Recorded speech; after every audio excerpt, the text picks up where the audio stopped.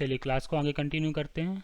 Now the next question is if y equal to 10x। Clear है? आपको y क्या given है? y equal to 10x के equal है और बोला है आपसे proof that y2 equal to 2y1। अब यहाँ पर y2 का क्या मतलब है? क्लियर? यहाँ पर क्या लिखा हुआ है? y2 का क्या मतलब? y2 मतलब आपको यहाँ पर second order derivative find out करना है। y2 मतलब D square Y upon D X square, ठीक ना। D square Y upon D X square को हम क्या लिखते हैं? या तो y2 लिख लो या फिर उसको y डबल डैश भी लिख सकते हैं। क्लियर है इतनी बात? और y1 को आप क्या लिख सकते हैं? D Y by D X या फिर y डैश।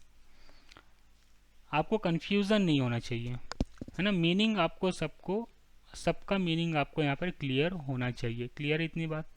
चलिए तो नाउ क्वेश्चंस को हम सॉल्व करते हैं।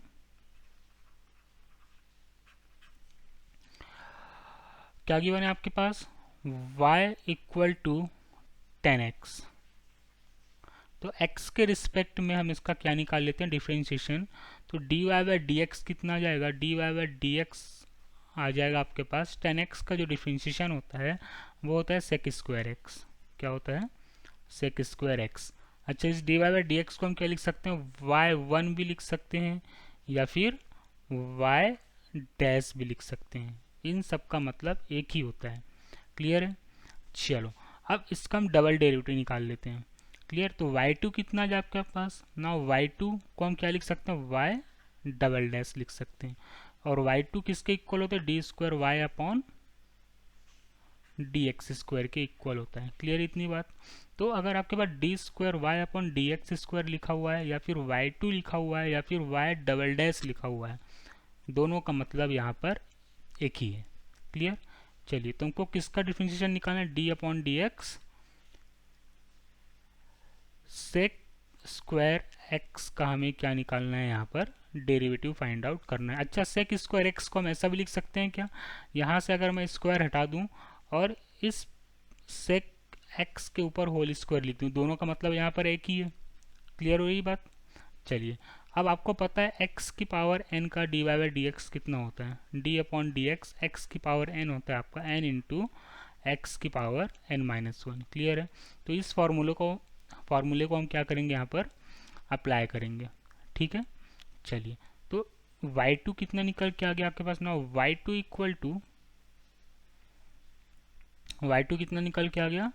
2 sec x की पावर 2 माइनस वन, एक्स की power n minus one. Clear इतनी बात? अभी तो x की पावर n का डिफ्रेंशिएशन हमने किया। अब यहाँ पर x की प्लेस पे क्या लिखा हुआ? sec x लिखा हुआ। तो d अपॉन डी एक्स क्या आ जाएगा? sec x आ जाएगा।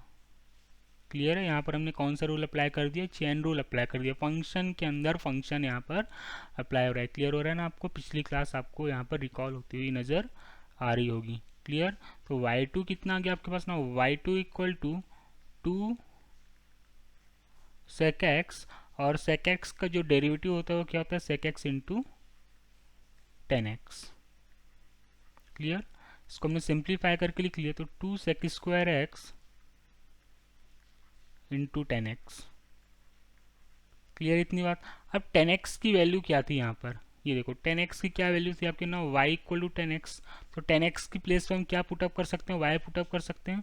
और sec स्क्वायर x की प्लेस पे हम क्या पुटअप कर सकते हैं? y1 पुटअप कर सकते हैं। क्लियर इतनी बात? ये दोनों चीज़ें यहाँ पर हमने सर्कल की हुई है, आपको समझ में आ रही होंगी। तो हमने यहाँ पर क्या लिख दिया? 2 sec स्क्वायर एक्स को हमने क्या लिख दिया? y1, और 10x को हमने क्या लिख दिया? y। तो बेसिकली देखा जाए तो हमें प्रूफ क्या करना था? हमें प्रूफ करना था y2 equal to 2y1 y। क्या प्रूफ करना था? 2y1 y। ये हमारा क्वेश्चन का क्या आ गया? प्रूफ आ गया। या फिर आपको बुक में ऐसा भी लिखा हुआ मिल जाएगा और करके, D square Y upon D X square equal to 2 D Y by D X into Y. Clear है। इस y को इसने अरेंज करके बुक में आपको यहाँ पर इस टाइप से भी लिखा हुआ देख सकते हैं 2y dy by dx। Clear है। या फिर इस सवाल को और कैसे आपसे पूछ सकता है और करके प्रूफ करने के लिए कि यार y double dash equal to 2y dash y। तो लिखने का तरीका अलग अलग है लेकिन मीनिंग सबका यहाँ पर एक ही है। क्लियर, इतनी बात समझ में आ रही है सबको? पक्का। चलिए नेक्स्ट क्वेश्चन है हमारे पास। चलिए नेक्स्ट क्वेश्चन है हमारा। आपको क्वेश्चन क्या लिखा हुआ है, if x equal to a cos cube theta और y equal to a sine cube theta और आपको फाइंड आउट करना है D square Y upon D X square. या फिर इसको आप ऐसे भी लिख सकते हैं फाइंड और करके आपको y2 फाइंड आउट करना है, या फिर और करके आप लिख सकते हैं y double dash find out करना है। क्लियर, इतनी बात समझ में आ गई ना? तो आपको फाइंड आउट क्या करना है, डबल डेरिवेटिव आपको फाइंड आउट करना है। सेकंड है सेकंड ऑर्डर डेरिवेटिव आपको फाइंड आउट करना है। या तो आपको क्वेश्चन में पूछ लेगा find its second order derivative, या फिर आपसे पूछ लेगा फाइंड y2, या फिर आपसे पूछ लेगा find y double dash. Clear, इतनी बात। चलिए अब यहाँ पर एक x का फंक्शन देख रखा हुआ है और एक y का फंक्शन देख रखा है। समझ में आ रही बात? एक आपको x का फंक्शन देख रखा हुआ है और यहाँ पर y का फंक्शन देख रखा है। अच्छा, यहाँ पर y का पैरामीटर क्या है, थीटा है, और यहाँ पर x का भी पैरामीटर थीटा है। तो पैरामेट्रिक फंक्शन आपको याद आ रहा होगा जब हमने आपको डिफरेंशिएशन पढ़ाया था, है ना? पैरामेट्रिक फंक्शन के क्वेश्चंस, अगर दो फंक्शन गिवन होते हैं, दोनों के पैरामीटर सेम होते हैं, तो हम ऐसे फंक्शन को हम क्या बोलते हैं, पैरामेट्रिक फंक्शन बोलते हैं। और ऐसे इक्वेशंस को हम क्या बोलते हैं यहाँ पर, पैरामेट्रिक इक्वेशन। रिलेट कर पा रहे हैं ना आप? डिफरेंशिएशन में हमने ये सब चीज़ें, बेसिक डिफरेंशिएशन हमने जब आपको सिखाया था, पढ़ाया था लेक्चर में, तो ये सब सारी चीज़ें हमने वहाँ पर आपको डिस्कशन करके बताई थी कि यार पैरामेट्रिक फंक्शन होते क्या हैं। तो यहाँ पर दो अलग अलग फंक्शन देख रखे हैं और दोनों का पैरामीटर क्या है यहाँ पर, सेम है, थीटा। तो हमें एक्स को क्या करना है, थीटा के रिस्पेक्ट में डिफ्रेंशिएट करना है, और वाई को भी क्या करना है, हमें थीटा के रिस्पेक्ट में डिफ्रेंशिएट करके उसका D Y by D x हम डिवाइड करके निकालेंगे। जैसे हम पैरामेट्रिक इक्वेशंस को सॉल्व करके, पैरामेट्रिक फंक्शन को हम सॉल्व करके वहाँ पर उसका D Y by D x हम फाइंड आउट करेंगे। सेम अप्रोच हमें इस क्वेश्चन में यहाँ पर अप्लाई करनी है। क्लियर, इतनी बात। चलिए, तो आपको गिवन क्या है, x equal to a cos cube theta and y equal to क्या गिवन है, a sine cube theta. Clear, इतनी बात समझ में आ गई? पैरामेट्रिक फंक्शन आ गया यहाँ पर, तो हमें पैरामेट्रिक इक्वेशन की अप्रोच लगा कर क्वेश्चन को यहाँ पर सॉल्व करना पड़ेगा। तो इसको हम सिंप्लीफाई करके थोड़ा सा लिख सकते हैं। x आपका क्या आ गया, a कॉस थीटा का होल क्यूब लिख सकते हैं इसको, और y को हम क्या लिख सकते हैं, a साइन थीटा का होल क्यूब। क्लियर होगी इतनी बात? चलिए, तो dx अपॉन डी थीटा कितना आ जाएगा आपके पास, dx अपॉन डी थीटा कितना आ जाएगा, ये तो आपका कांस्टेंट आ गया। यहाँ पर आप कौन सी प्रॉपर्टी अप्लाई करेंगे, x की पावर n। क्लियर है? तो d upon D X, X की पावर n क्या होता है आपका, n इंटू एक्स की पावर n माइनस वन। तो cos थीटा का होल क्यूब लिखा हुआ है, तो x की पावर n की प्रॉपर्टी अप्लाई करते हैं हम, तो ये कितना आ जाएगा आपके पास, now 3 into cos square theta. ठीक है, अभी x की पावर n है, अब यहाँ पर x की प्लेस पे क्या लिखा हुआ है, cos लिखा हुआ है, तो cos का डिफ्रेंशिएशन कितना आ जाएगा, cos का डिफ्रेंशिएशन आ जाएगा माइनस साइन थीटा। क्लियर है? Similarly d Y by D theta में यहाँ पर फाइंड आउट कर लेंगे, तो D Y by D theta कितना आ जाएगा आपके पास, a into 3 sine square theta, और साइन थीटा का डिफ्रेंशिएशन क्या आ जाएगा आपके पास, कॉस थीटा। क्लियर है इतनी बात?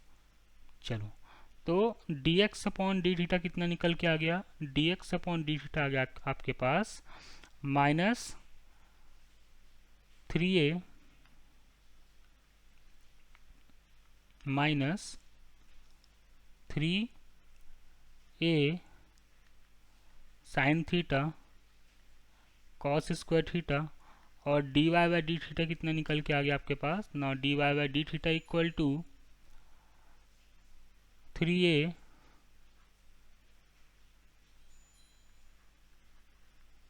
Cos theta into sine square theta. Clear इतनी बात?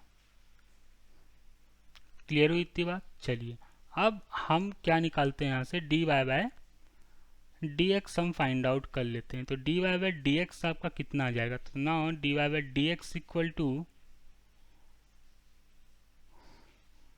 चलिए तो D Y by d x निकालने के लिए हमें क्या करना पड़ेगा, d Y by D theta upon D x upon D theta. यहाँ पर हमको दोनों फंक्शन को यहाँ पर क्या करना पड़ेगा, डिवाइड करना पड़ेगा। क्लियर है? तो डी थीटा से डी थीटा तो यहाँ से कैंसल आउट हो जाएगा, और D Y by D theta, तो D Y by D theta कितना है आपके पास, 3a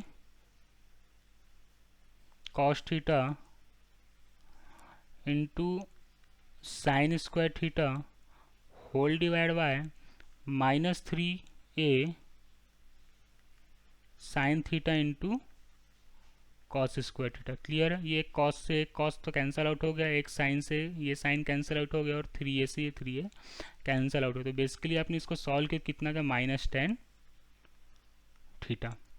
अब D Y by D X कितना आ गया आपके पास ना, D Y by D x equal to -10 theta. Clear? अब हमें इसका क्या निकालना है, second order derivative find out करना है। क्लियर? तो now D square Y upon D X square कितना जाएगा आपके पास, minus sine of D upon D X tan theta. Clear है? तो ये क्या आ जाएगा आपके पास, minus sec square theta,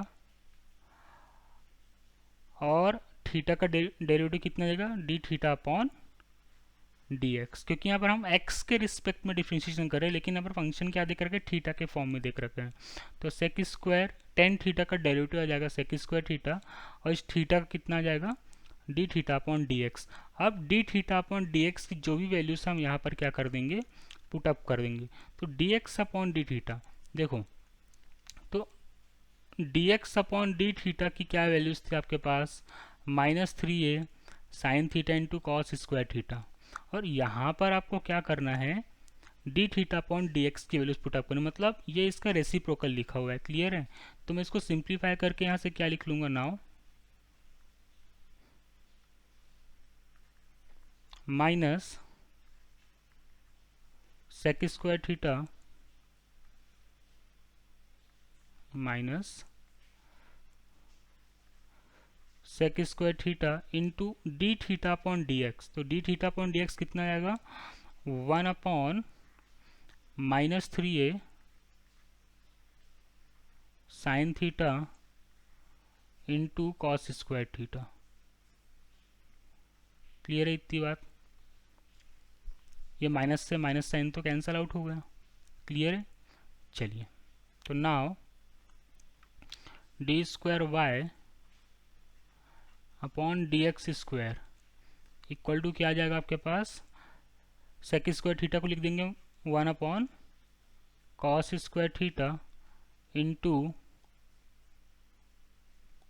1 upon sine theta into 1 upon cos square theta into 1 upon 3। हमने सबको सेपरेट करके अलग अलग लिख लिया। क्लियर है इतनी बात? चलिए अब साइन स्क्वायर थीटा, अच्छा 1 upon sine theta, 1 upon sine theta हो जाएगा आपका कॉसेक थीटा, तो ये किसके बराबर आ गया, कॉसेक थीटा की। क्लियर है? और कॉस स्क्वायर थीटा कितना हो गया, कॉस की पावर 4 थीटा, और इसको हम सिंप्लीफाई करके लिख देंगे सेक की पावर 4 थीटा। क्लियर इतनी बात? Whole divide by 3। तो यहाँ पर हमारा सेकेंड ऑर्डर डेरिवेटिव क्या आ गया आपके पास, now D square Y upon D X square equal to sec की power 4 theta into cosec theta whole divide by 3 है ना। तो बेसिकली हमने यहाँ पर क्या किया, दो फंक्शन हमें अलग अलग देख रखे थे जिनका पैरामीटर सेम था, तो हमने यहाँ पर कौन से कॉन्सेप्ट्स को यूज़ किया, पैरामेट्रिक इक्वेशन में पैरामेट्रिक फंक्शन हमने आपको बताया था कि इस टाइप के क्वेश्चंस को कैसे सॉल्व करते हैं, तो उसी अप्रोच को फॉलो करते हमने क्वेश्चंस को यहाँ पर क्या कर लिया, सॉल्व कर लिया। क्लियर इतनी बात? आई थिंक सबको समझ में आ रहा होगा। जिसका बेसिक डिफ्रेंशिएशन एकदम नीट एंड क्लीन होगा, उसके कॉन्सेप्ट्स अगर परफेक्ट होंगे तो हायर ऑर्डर डेरिवेटिव सॉल्व करने में उसको कोई भी प्रॉब्लम यहाँ पर नहीं आएगी। क्लियर इतनी बात? चलिए